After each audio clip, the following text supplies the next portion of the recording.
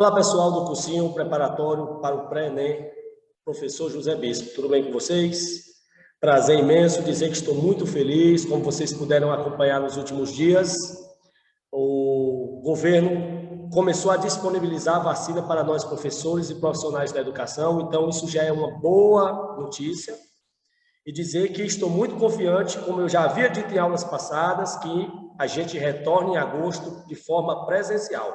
Portanto, vamos continuar firmes e fortes nas nossas aulas online, para que a gente possa retomar em agosto a sequência dos conteúdos, com uma base já formada, para a gente acompanhar sem perca. Não vamos desmotivar, muito pelo contrário. Começamos aqui, mês de junho, com toda força e vigor. Logo, logo, se Deus quiser, estaremos presencialmente, acredito, no segundo semestre presencial e muito promissor para aulões de revisão, para as aulas, para as lives, né? Enfim, que Deus nos abençoe e nos proteja e que a gente possa retomar nosso aprendizado da forma como ela deve ser, presencial. Mas até lá, sejam todos bem-vindos e vamos continuar e finalizar, né, em breve a Idade Média. Hoje a gente dá continuidade com outros conteúdos da Idade Média e na próxima semana eu pretendo encerrar a Idade Média para que a gente possa, ainda no mês de junho, iniciar a Idade Moderna, né? E de repente, lá em agosto, voltar, continuando, se Deus quiser, presencialmente, Idade Moderna e finalizar com Idade Contemporânea. Vamos nessa, então? Então, o primeiro conteúdo de hoje é Igreja Medieval. Dizer para vocês, pessoal, que a Igreja Medieval é basicamente a Igreja Cristã. A Igreja Cristã, que começou em Roma, começou no Império Romano na condição de religião perseguida. Roma era pagã, politeísta, e os imperadores faziam uma perseguição implacável aos cristãos. Só que quanto mais eles perseguiam, mais o cristianismo evidenciava, crescia. Chegou a um ponto, e nós vimos isso em aulas passadas, que o imperador Constantino, ele teve que criar, através do Edito de Milão, um projeto que estabelecia a liberdade de culto aos cristãos. Acabou-se a perseguição aos cristãos a partir do Edito de Milão, do imperador Constantino, no Império Romano, e em seguida o imperador Teodósio, um pouco antes da queda do Império Romano, ele assinou o Edito de Tessalônica, oficializando o cristianismo em Roma. O problema é que tão logo o cristianismo foi oficializado, infelizmente o Império Romano foi invadido pelos povos bárbaros e caiu. E a igreja teve que se repaginar, teve que se readaptar. Enquanto instituição, não tendo mais espaço no Império Romano, que acabara de ser invadido e destruído pelos povos bárbaros, a igreja teve que rever os seus conceitos e passou a atuar em outros locais. E aí nós podemos acompanhar esse primeiro tópico do slide. Durante a Idade Média, após a queda do Império Romano do Ocidente, a igreja cristã passou a atuar no processo de conversão dos povos bárbaros. É muito simples. A Europa era dividida em dois povos, romanos e bárbaros. Bárbaros eram todos os povos não romanos. Como Roma caiu, coube à igreja, então, passar a converter os povos bárbaros. E em cada povo bárbaro convertido, a igreja adquiria terras, adquiria poder e adquiria prestígio nesses novos reinos fundados. Vimos na aula passada que o primeiro reino bárbaro a converter-se ao cristianismo e estabelecer o reino cristão foram os francos, com Clovis, que era chefe guerreiro e tornou-se imperador, iniciando a dinastia merovingia. Então a igreja foi fazendo esse processo, que foi feito pioneiramente com os francos, junto a outros povos bárbaros, e foi convertendo toda a Europa ao cristianismo. A igreja cresceu tanto que ela sentiu a necessidade de se dividir, para ficar melhor de se administrar. Essa divisão, eu quero que vocês entendam, não é porque houve uma ruptura brusca, que a igreja rompeu, não. Foi para melhor administrar a instituição. A igreja cresceu tanto durante a Idade Média, que ela mesma percebeu que era necessário dividir, para cada grupo ficar responsável por uma parte da administração dessa instituição. Então, eu gostaria que vocês acompanhassem o segundo tópico do slide. Diante desse crescimento que a igreja obteve convertendo os povos bárbaros, né? Diante desse crescimento, a igreja sentiu a necessidade de dividir-se para melhor administrar suas práticas. Eis que surge aí o clero secular. O clero secular, pessoal, era o clero mundano. Era o clero que atuava junto à população europeia, batizando, casando, fazendo as missas, ou seja, é a parte externa da igreja, a parte do corpo a corpo, do dia a dia, do convívio com a população europeia. O clero secular era constituído basicamente por padres, bispos e o Papa, ou seja, era a parte da igreja reconhecida por toda a sociedade. E surgiu o clero regular. O clero regular, pessoal, era a parte trancada da igreja, reclusa, constituída por monges. É aí que surgem as primeiras instituições monásticas. O clero regular era a parte burocrática da igreja, a parte interna que cuidava dos textos, que cuidava da reescrita da Bíblia, de organizar os cultos, era aquela parte que o povo não conhecia, porque vivia trancada, reclusa dentro dos mosteiros. E aqui eu gostaria de citar como destaque as ordens dos agostinianos. Essas foram as principais ordens monásticas criadas na Idade Média, do clero regular. A ordem dos agostinianos, criada por Santo Agostinho, foi a essa ordem que pertenceu Martinho Lutero, o primeiro reformador religioso. A ordem dos franciscanos, criada por São Francisco de Assis. A ordem dos beneditinos, criada por São Bento. A ordem dos dominicanos, criada por São Domingos. E a ordem dos carmelitas. Essa ordem não foi criada por ninguém, ela recebe essa denominação porque seu primeiro mosteiro foi construído nas proximidades do Monte Carmelo, na Itália. Daí a denominação Ordem dos Carmelitas. Professor Rubens, o que eu poderia fazer se eu quisesse me tornar um monge e atuar no clero regular e viver nesses mosteiros? É muito simples.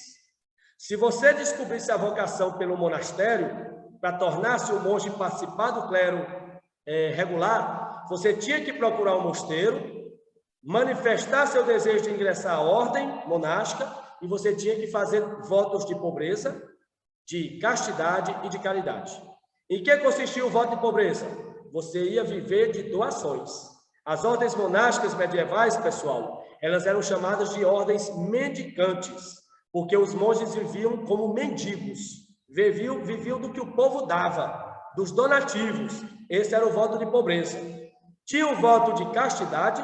Para ser monge, você tinha que abrir mão de ter família, de ter esposa e filhos, você não podia ter relações sexuais, era a castidade, e você tinha que fazer voto de caridade, cuidar dos menos favorecidos, fazer caridade aos pobres, cuidar dos animais de rua, dos moradores de rua. Então, para ser monge, você tinha que despertar a sua vocação e fazer votos de pobreza, castidade e caridade. Uma vez tornando-se monge, uma vez adentrando uma ordem monástica, fazendo parte do clero regular, lá no interior do mosteiro, o monge ele desempenhava 3 funções. Além, é claro, de rezar, além de cultivar suas hortas, os monges desempenhavam 3 tarefas. Cada monge escolhia aquela tarefa que ele se sentia mais apto a desempenhá-la. Quais eram essas tarefas? No interior do mosteiro havia o monge copista. Os monges copistas eram aqueles que se atentavam apenas a transcrever os textos da igreja.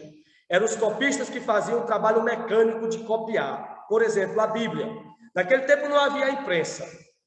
Como não havia imprensa, como é que a igreja tinha acesso a várias cópias da Bíblia? Os monges copistas transcreviam manualmente, era um trabalho mecânico, copiar os textos da igreja.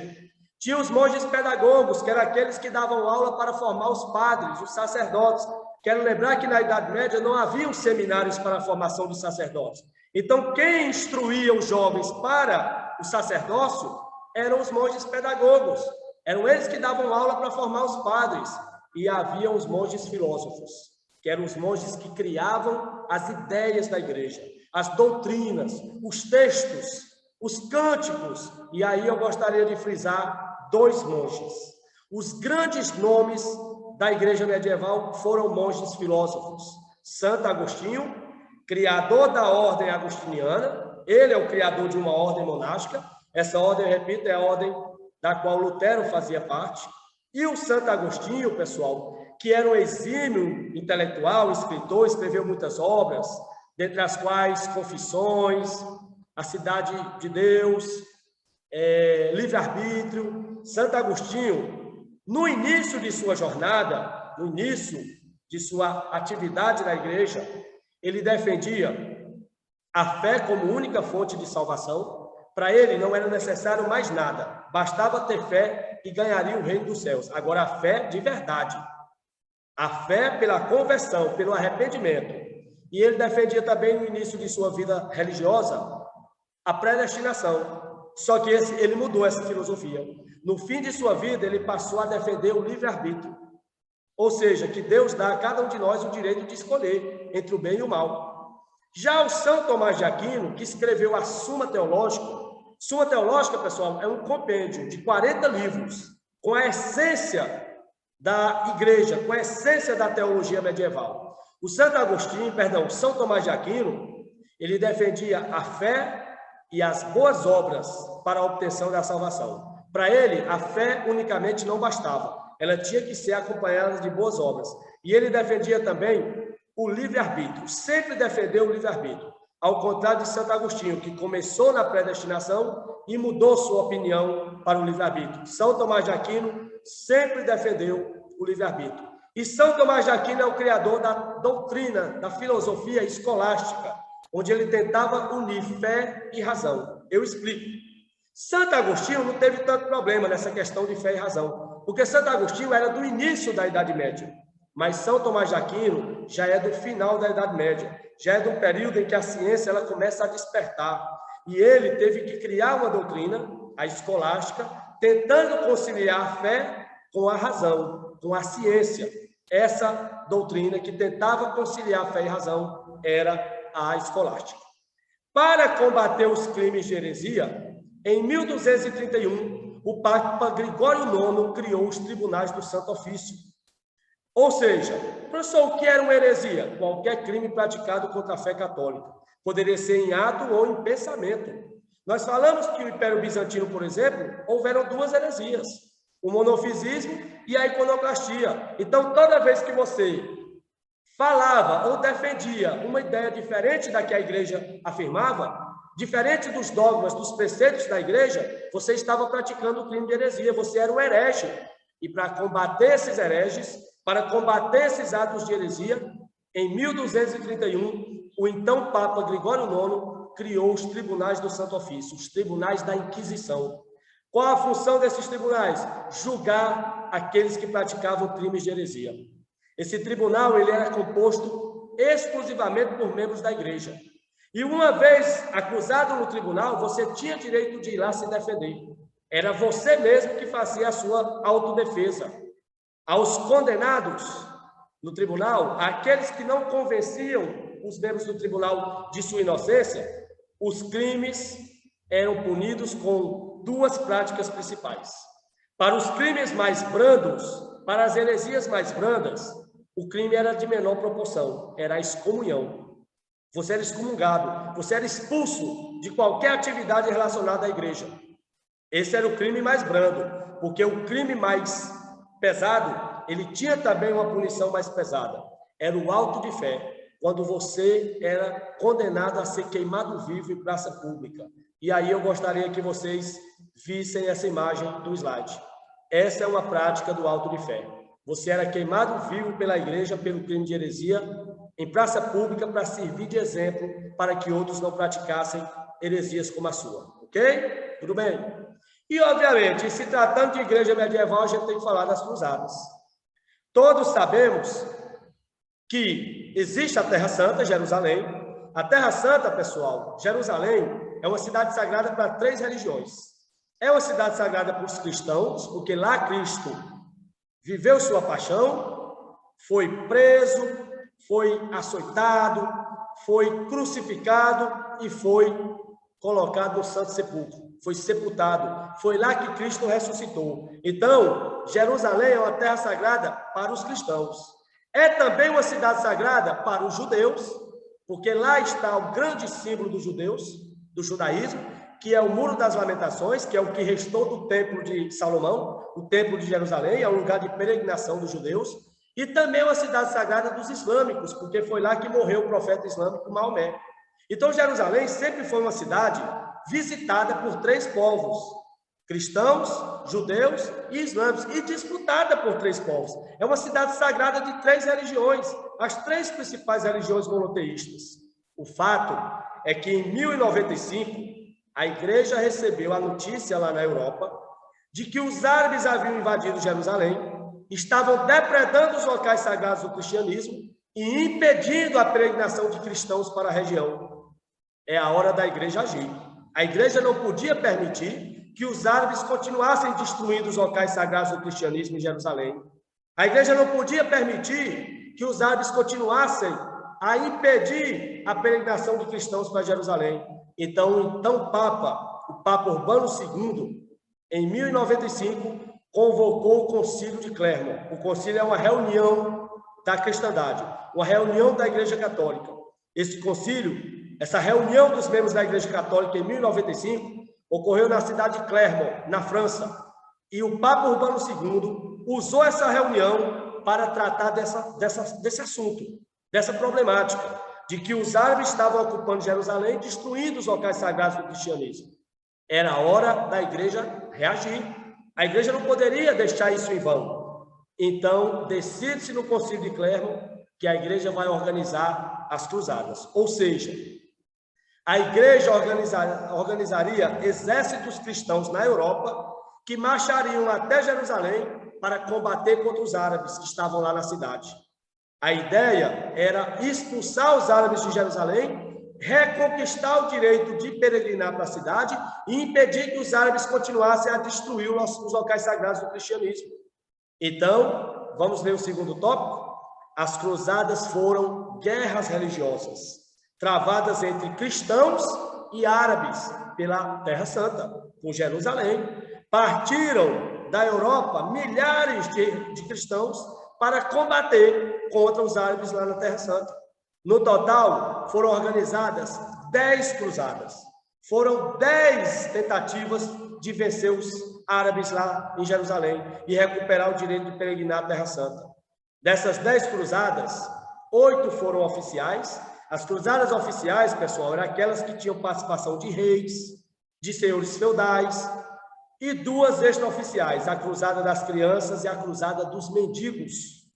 10 cruzadas e nenhuma conseguiu efetivamente reconquistar a Terra Santa. Por que eles perdiam sempre para os árabes? Por uma série de motivos.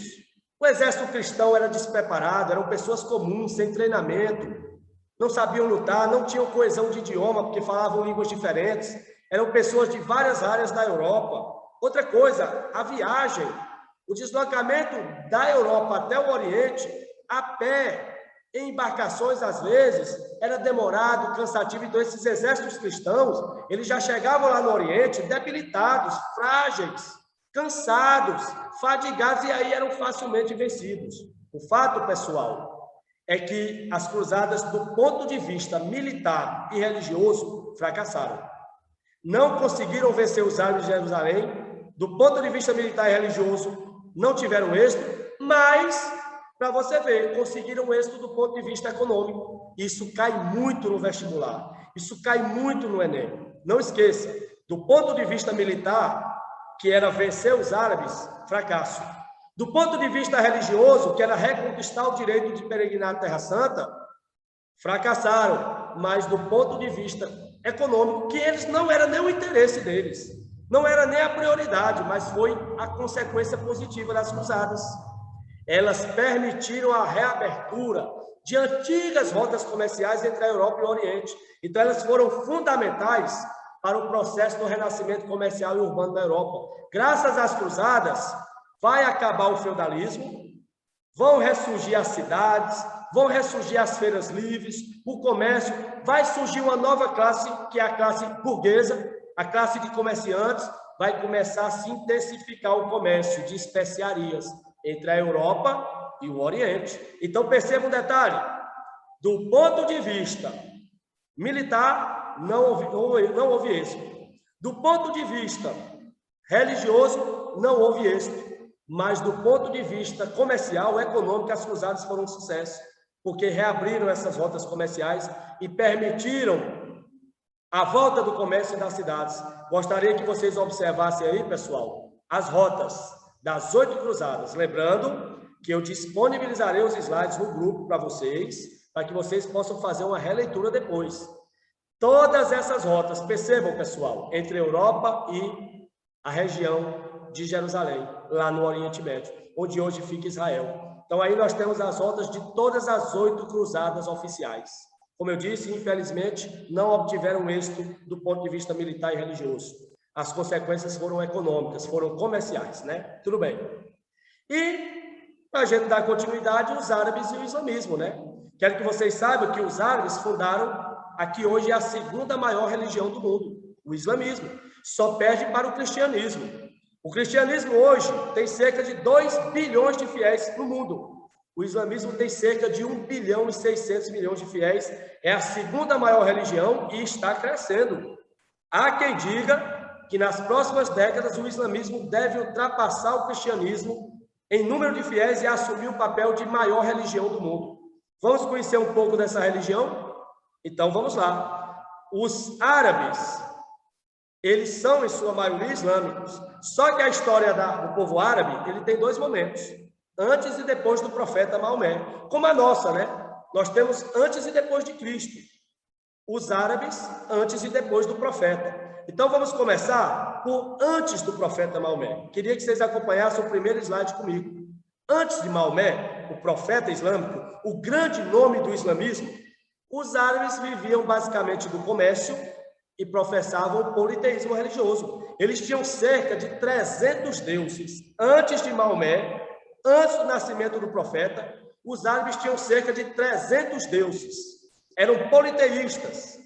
E o principal deus, a principal divindade dessas 300 era a pedra negra.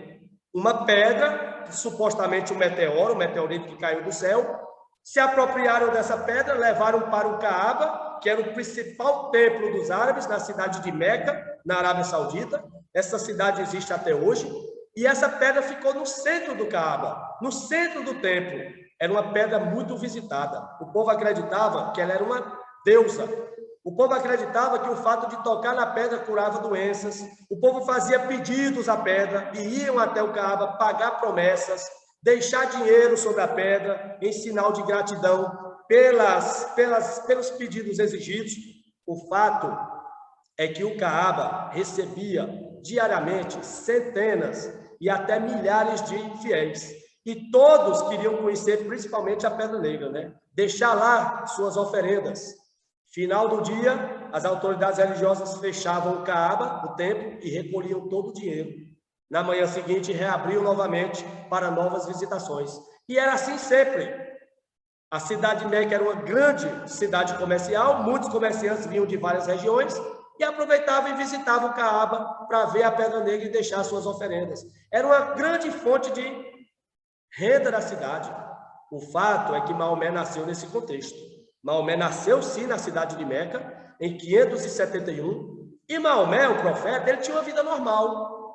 Ao contrário de Cristo, o grande líder da religião cristã, que não tinha uma vida normal, Cristo fazia milagres, Cristo previa o futuro, Cristo era um sábio, Maomé era normal. Maomé teve uma vida normal, era uma criança normal, um jovem normal, virou comerciante, virou vendedor ambulante, era a prática mais comum entre os árabes, era o comércio.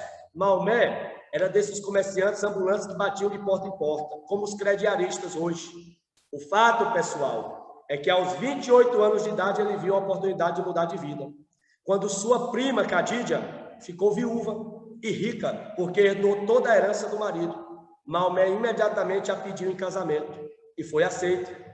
Maomé casou-se com Khadija aos 28 anos de idade e a partir daí parou de trabalhar. Se dedicou a viver de orações e jejuns. É aí que ele vai virar um líder religioso. Ok? E foi assim por 12 anos. Maomé casou aos 28. Aos 40 anos de idade, Maomé recebeu, segundo ele, o anjo Gabriel. O mesmo anjo que apareceu a Maria para anunciar sua gravidez e a vinda do Messias, de Jesus, teria aparecido a Maomé quando ele estava peregrinando no deserto da Arábia. O anjo Gabriel, então, teria aparecido a Maomé, dizendo a ele que ele tinha sido escolhido por Deus para implantar uma religião monoteísta entre os povos árabes. Sua missão seria bem difícil: fazer os povos árabes não acreditarem nessas 300 divindades, não acreditarem mais na Pedra Negra e acreditar no único Deus que estaria no céu. Alá era o nome desse Deus. Maomé, ao receber essa incumbência, essa missão, passou a propagar o islamismo, a pregar o islamismo lá na cidade de Meca, sua cidade natal. O problema, pessoal, é que ele estava atrapalhando os negócios das autoridades religiosas locais. Maomé estava indo de encontro à religião dos árabes, que era politeísta. Maomé começou a pregar contra a Pedra Negra, dizendo que ela não era Deus, é coisa nenhuma. O Deus era Alá, Alá estava no céu. O fato é que Maomé começou a ser perseguido e começou a receber ameaças de morte. Ele teve que fugir de sua cidade natal. Ele fugiu de Meca para Medina, Yatrib. O nome da cidade era Yatrib. Ele fugiu de Meca para Yatrib. Então, logo ele chegou a Yatrib, a cidade mudou de nome. Recebeu ele de braços abertos e mudou para Medina. Medina, em árabe, significa a cidade do profeta. Ou seja, foi a cidade que acolheu Maomé quando ele fugiu de sua terra natal, perseguido. Maomé viveu 8 anos em Medina. Essa fuga dele aconteceu em 622. Ela é conhecida na história religiosa dos islâmicos como a Hégira, o maior evento religioso do islamismo. A fuga do profeta de Meca para Medina. A Hégira é quem inicia o calendário islâmico. Eu não sei se você sabia, mas agora está sabendo. O calendário islâmico ele não é igual ao nosso. O nosso é cristão. O nosso calendário ele foi criado na Idade Média pela Igreja e ele tem o nascimento de Cristo como um ano inicial. Então, nós estamos em 2021. Só que o calendário islâmico não segue o cristianismo. Eles têm o seu próprio calendário. Eles começam a contar o seu calendário do ano de 622, que é a Hégira, é o ano que o profeta foge. Portanto, pessoal, eles estão agora no ano de 1399. Eles estão em junho de 1399, porque eles começaram a contar o calendário quando o nosso já era 622. É aí que eles iniciam a contagem do seu calendário, ok? Então, o nosso calendário cristão é baseado no nascimento de Cristo. O calendário islâmico é baseado na Hégira, a fuga do profeta de Meca para Medina. Maomé passou 8 anos em Medina e converteu toda a cidade ao cristianismo. Medina foi a primeira cidade convertida. Depois de 8 anos de converter toda a cidade, Maomé chegou à conclusão que sua missão na cidade já havia acabado. Então ele resolveu voltar para Meca. 8 anos depois de ter fugido da cidade. Aí você diz, professor, ele é louco? Ele não saiu fugido? Ele não saiu ameaçado de morte? Ele vai voltar para a sua cidade natal? Ele voltou numa missão de paz. Maomé voltou para fazer um acordo com as autoridades religiosas. Ele não voltou para afrontá-las, ele voltou para fazer uma aliança, um acordo com as autoridades religiosas de Meca. Qual seria o acordo? Adotaria um único Deus, Alá, ele fundaria o islamismo em Meca, reconheceriam a Pedra Negra como um amuleto sagrado, e assim as autoridades não perderiam as visitações ao Caaba. O povo iria continuar as visitações, iria continuar deixando dinheiro, só que agora eles não viriam mais a Pedra Negra como Deus, mas como um amuleto sagrado. Deus só teria um, Alá. Então houve esse acordo, que agradou tanto a Maomé, que pôde criar a religião islâmica em Meca, como agradou as autoridades religiosas, porque, claro, a Pedra Negra deixava de ser um Deus, mas continuaria sendo visitada como um amuleto sagrado. Aí vem a pergunta que não quer calar. Professor Rubens, me tirou a curiosidade. O senhor disse que essa Pedra Negra ficava no centro do Caaba, que é esse templo religioso de Meca. Meca ainda existe? Existe. Meca é uma cidade da Arábia Saudita, uma grande cidade religiosa e comercial. E esse Caaba ainda existe, esse templo? Existe. Professor, mas eu não acredito que essa pedra ainda existe. Existe. A Pedra Negra existe e é visitada até hoje por islâmicos do mundo todo. Muita gente vai a Meca em peregrinação. Então, essas visitas ao Caaba reúnem milhões de pessoas todo ano. Milhões de pessoas visitam Meca para conhecer a terra onde nasceu o profeta Maomé e, claro, conhecer o Caaba e a Pedra Negra. Maomé, ao criar o islamismo, ao fazer esse acordo com as autoridades religiosas de Meca, ele resolveu escrever o livro sagrado do islamismo, o Corão, que nós chamamos também de Alcorão. Então, o nosso livro sagrado é a Bíblia. O islamismo tem seu próprio livro sagrado, escrito pelo profeta.